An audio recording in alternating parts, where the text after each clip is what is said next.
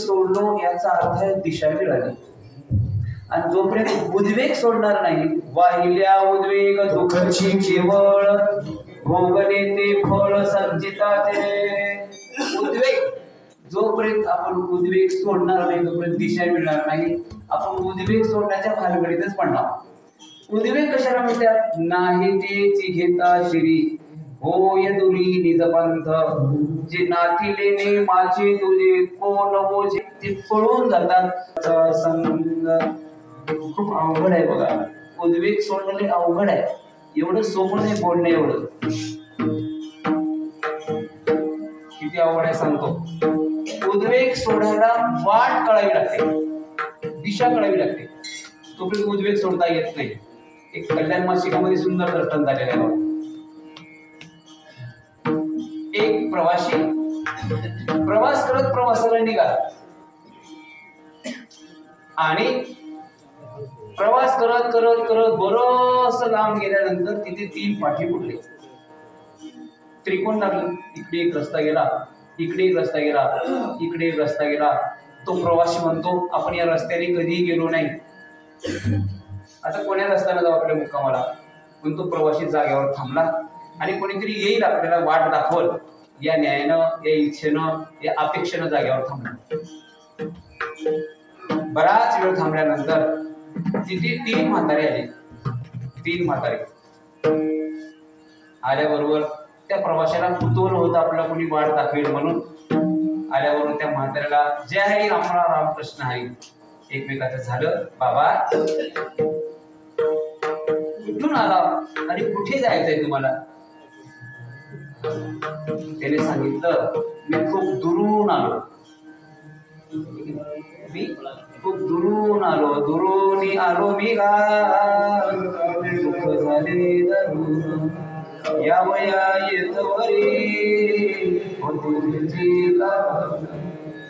दुर्लभ भेटी तुम्हा पायी झाले दर्शन विनवितो तुका संता दोन्ही कर जोडना जाते हो दान करा जाते पंढर. कुठून आलो? खूप दुरून आलो आणि मला प्रवासाला वाट सापडत मी जागेवर थांबलो. तर मी कोण्या वाटेनं जाऊ कळत नाही. तर ही वाट कुठे जाते मला सांगा, ही वाट कुठे जाते मला सांगा. ते 3ही म्हातारे त्या उभा टाकलेल्या प्रवाशाला पार डोक्याच्या केसापासून ते नखापर्यंत 3 वेळेस पाहायला लागले. पाहत असताना प्रवास म्हणते बाबा असं का हो पाहता, मला सांगा ना, मला वाट पलीकडे जाते. त्याने सांगितलं बाबा आम्ही याच गावामध्ये जन्मलो, लहानाचे मोठे झालो, लग्न झालं, आमचे लेकरं बळ झाली, आम्हाला नातू बंधू झाले. त्याने म्हणजे तुमचं आहे कसं म्हणते का? सांगा ना वाट. ते सांगलं म्हणजे ते सांगायला हे सगळं झालं. ही वाट कुठेच जात नाही म्हणजे ती, ही वाट कुठे जात नाही. मात्र सांगतो ऐका म्हणाले, सांगतो ऐका, या ही वाट कुठे जात नाही. पण या वाटेनं जे जे गेले ते आतापर्यंत परत आले. या वाटेनं जे जे गेले ते परत आले. कस काय? कसं काय? चालता वाट पुढे वाटते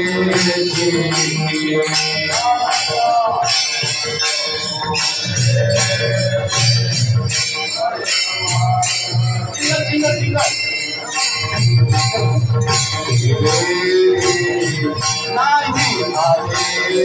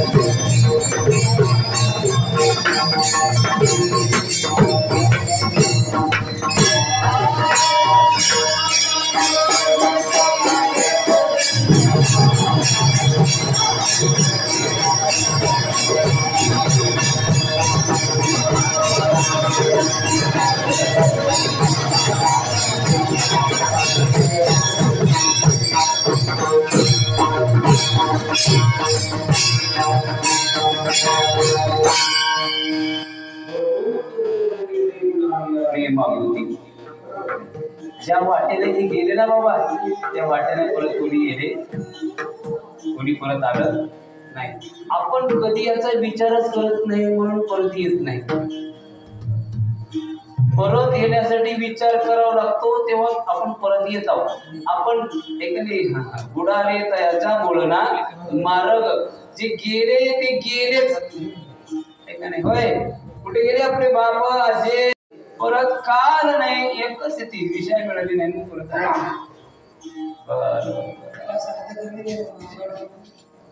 असू दे जाऊ द्या थोडस त्याला बी काही त्रास होतो जागा कंजेस्टेड असल्या वेळेस जास्त बी आवाज चढला तर तुम्हाला आवाज येत नाही म्हणून ते वाढवत नसेल एका वेळेस राहून काय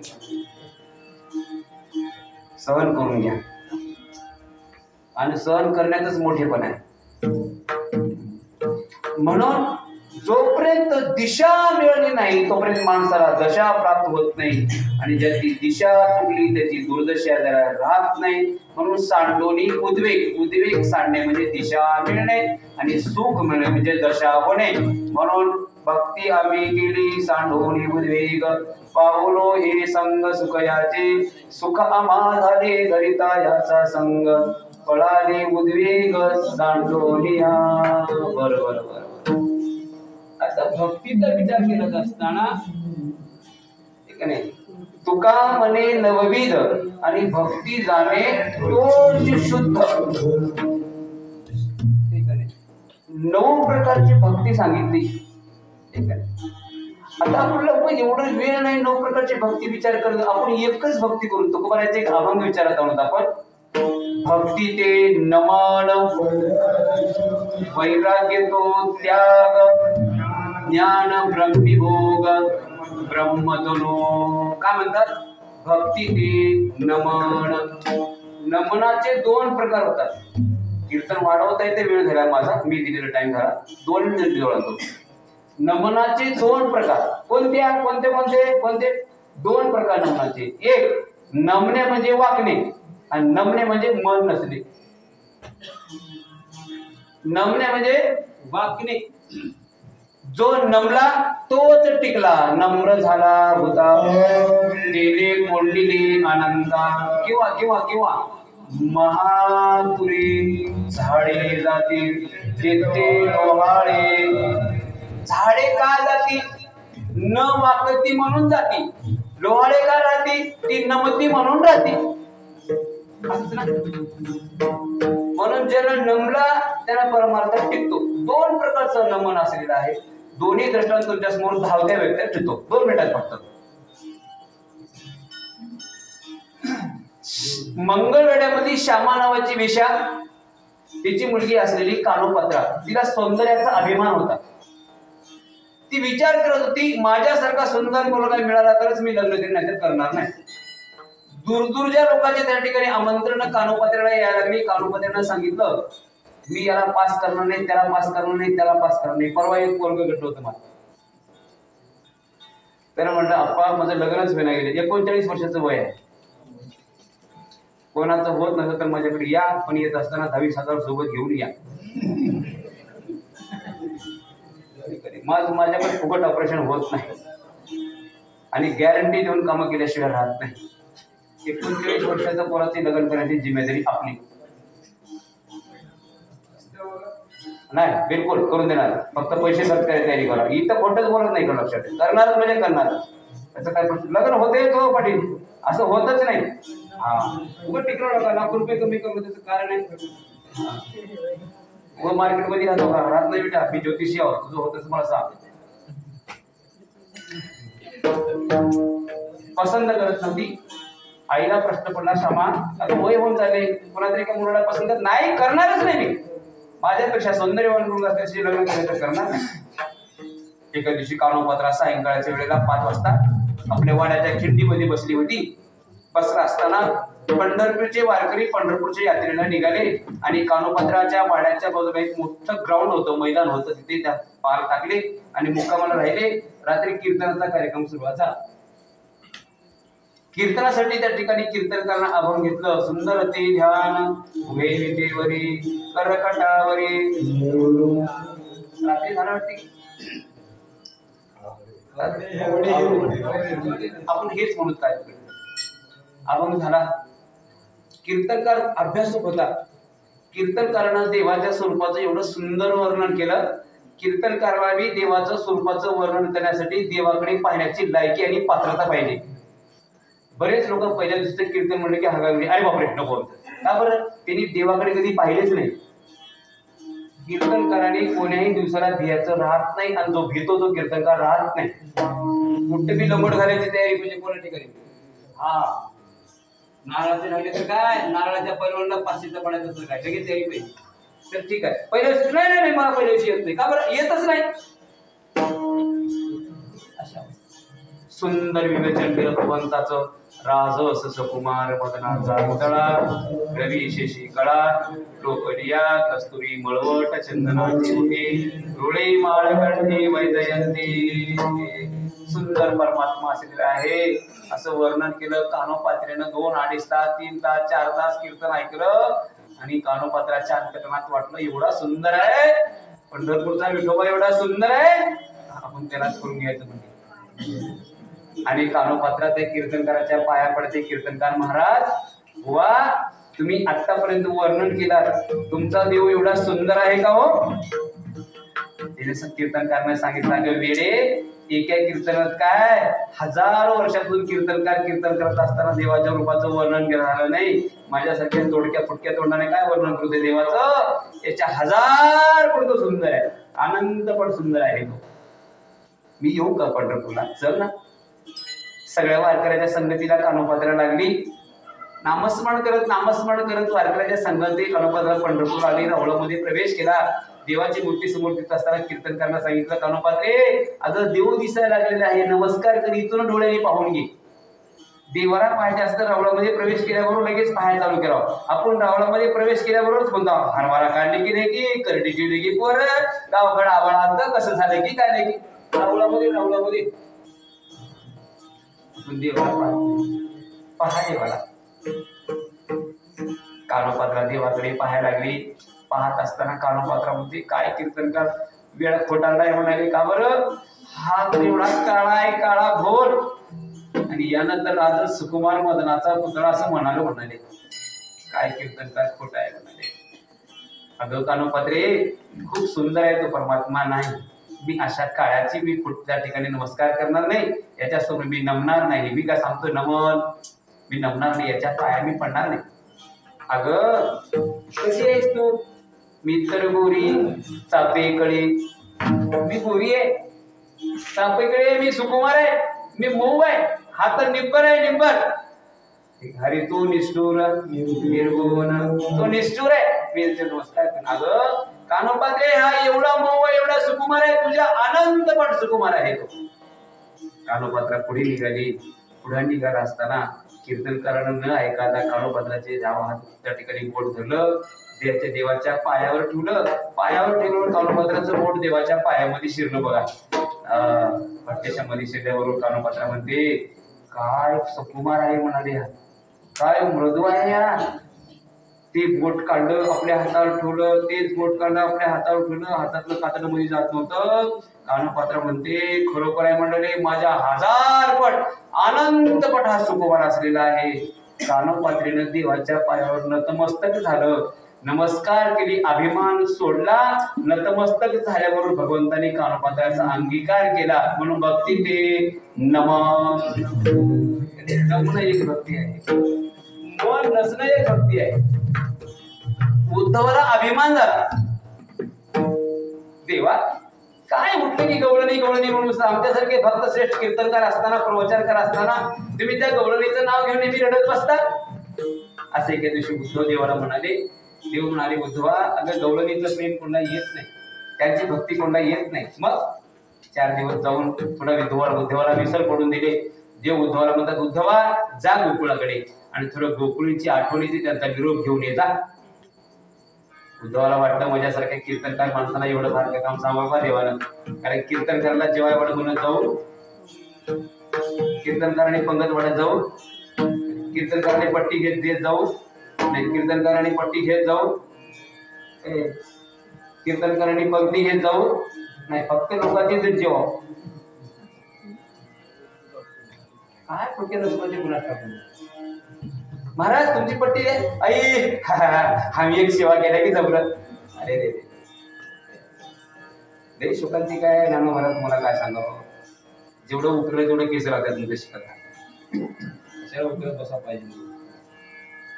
उद्धव खाडके घेऊन निघाला गोकुळाच्या वाटेनं. रस्ता विचारत विचारत विचारत निघाला. वाट चुकत असताना उद्धव एका ठिकाणी थांबला. 2-3 वाटा लागल्या. एक गुराखी बाजूला होतं. गुराखी इकडे ये रे. आलं गुराखा. राम राम महाराज. कपाळाला मुद्रा होती. गुराखीने त्याच्या पाया पडलं. कुठं निघालो? मला गोकुळाला जायचंय. रस्ता सांग. कुठं जायचं? नंदराजाच्या राजवाड्यात. अरे रे रस्ता हब्बी आहे म्हणाली. ज्या ठिकाणी उद्धव थांबला त्या बाजूला एक पाण्याचा झुळ झरा वाहत होता. उद्धवाने त्या गुराख्याने सांगितलं, महाराज हे झरा आहे की नाही पाण्याचा, नंदराजाच्या राजवाड्यातून बाहेर येतो म्हणाले. उद्धवाला वाटलं सरपंचाच्या घराला फिल्टरचं पाणी पाईपलाईन